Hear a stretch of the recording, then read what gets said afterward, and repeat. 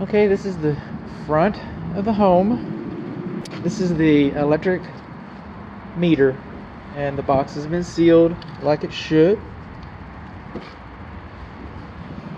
I am not seeing a grounding rod, but this is a community system, so there may have been other arrangements. Close the front. This is the south side. We're going into the garage. So this is the east side. This is the electric load center. Well, this is the load center, right? Okay. So what have we got here? It's a new installation. We don't expect to find much. All this dust should have been removed from the cabinet. The cabinet is not supposed to have more than 1/8 of an inch gap. All right? Because if you have a fire, if this cabinet melts down, this fire can jump over here and out from underneath the cabinet. So this cabinet wasn't installed right, and they know it wasn't installed right because looky here. See these screws?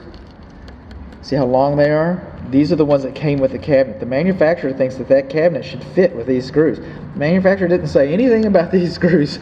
They needed to add these screws because it wasn't installed properly. It just wasn't. Let me come along.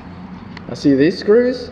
This cabinet should have been nailed into place, not screwed into place. Screws are faster, screws are tighter, I get that. All right, I don't even see a screw over here. It's only got 3 screws holding it. It's supposed to be 4 nails. Nails have much more shear strength. Screws are faster, screws are tighter, screws do not have the same shear strength as nails.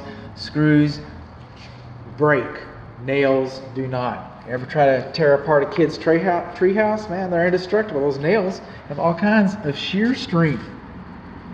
The screws do not. So if this structure was to experience, for example, a tornado, okay, well, it would stand a better, you already have a bad day. We get that. Already have a bad day. Tornado hit your house, it's real bad.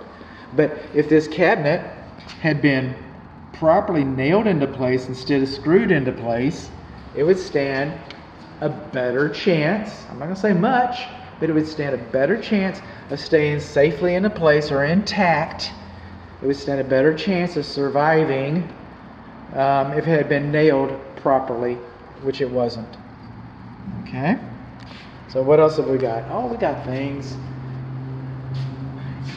These are AFCI, GFCIs, and I tested them all manually. And that's the only way that I've really got to test them manually. Inside this panel, there should be labeled, and it can be handwritten. I'll get into that in a moment. It should be labeled where the bonding location is. As it is, I cannot ascertain where the bonding location is. Cannot tell. And we're going to get into that later. You're supposed to have 2 main grounds, which we do. I don't know where they go to because it's not labeled. Okay. What else have we got going on in here? That's about it. Oh, there should be rubber covers on L1 and L2. Now, because we have these bridges, Eaton might have installed these, and this might satisfy the code requirement. So I'm going to plead a little bit of ignorance here, but I'm accustomed to seeing big rubber boots installed over these, even on the Eatons. So I'm just going to say that unless the builder can provide documentation saying that the rubber boots are not required, until that documentation is made available, that's wrong. You should have the rubber protective covers, boots, if you will. All right? But now we're going along. See where it says danger here? See where it says Eaton here? This is called printing. All right? This is handwriting. It might be called block printing or whatever, but this is handwriting. The manufacturer and the code says that this information should be printed, not block labeled. Printed, not block labeled. Is that a big deal? I don't know. I know it's not right. I didn't make this stuff up. Okay, the manufacturer decided that this information should be printed. The code stipulates that this information should be printed like this. Shouldn't be handwritten like that. So it's wrong. It's wrong. Now we learn over here that this is the AC circuit breaker right here. It's 40 amps. That's sized properly. That is properly sized for the condensing unit outside. On the video that you're about to see, when I say it's, well, I don't think that's 25 to 40 or whatever, that's proper. That's good. Now over here, you know what we don't have here? We do not have an energy rating. This home has not been rated for energy yet. We need an energy rating. We need our bonding location labeled. We need our UFR location labeled. I knew it was there. Electrician knows it's there. But it should be labeled. And it's usually ugly. It can be handwritten. It says UFR. You know, I get it. So, but, you know, I don't make the rules. I don't. Nobody pays me to make up rules. Let's get a light on the subject. Dig it in here. So that's the UFR.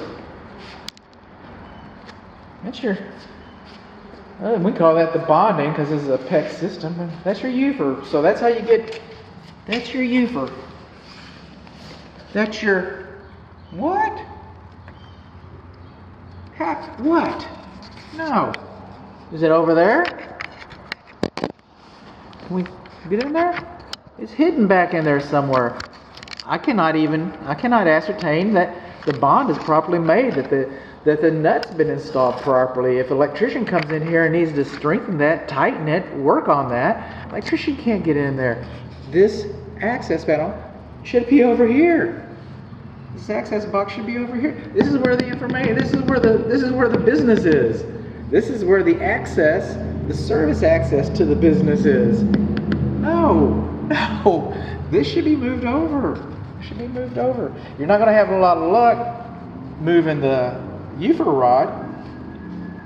UFR is Unified Foundation. The guy's name was UFR that made the thing, but it's a rod that goes into the floor, into the ground, and that's the bonding for the electricity, which is necessary. It's good and necessary. So we do not have a UFR rod, a visible UFR rod.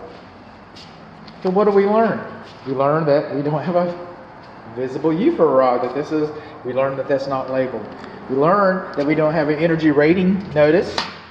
We learn that the bonding isn't located properly. We learn that the circuit breakers are improperly identified with handwriting instead of printing. We learned that this cabinet was not installed properly, that we have too much of a gap. Fire can jump through there into your house. We also learned that we should have rubber covers over L1 and L2. And if you don't know that's hot, you don't belong in this cabinet. I get that. But no, you're supposed to have that. We also learned that we use screws instead of nails, and that one of the fasteners, one of the fasteners is missing. If you think screws are fine, that's good, fine. You're supposed to have 4. That's what we learned.